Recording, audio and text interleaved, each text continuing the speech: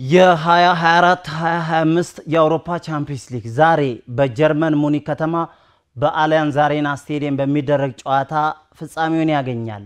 ኢንተር ሚላን አራተኛውን ባለትልቁን ጆሮ ዋንጫ እንዲሁም ደግሞ ፓሪስ ሰን ጀርመን የመጀመሪያውን የአውሮፓ ቻምፒየንስ ሊግ ዋንጫ ለማንሳት ካነሰ 90 ደቂቃ ከበዛ 120 ደቂቃ ብቻ ይቀራቸዋል። ለመሆኑ ማን ይሄንን ዋንጫ ያነሳል? ከወዲሁ በአዲስ ሚዲያ ኔትወርክ አዲስ ቴሌቪዥን የማህበራዊ ትስስር ገጽ ላይ ግምታችሁን እያስቀመጣችሁ አሸናፊዎች የካርድ ሽልማት መውሰድ ትችላላችሁ።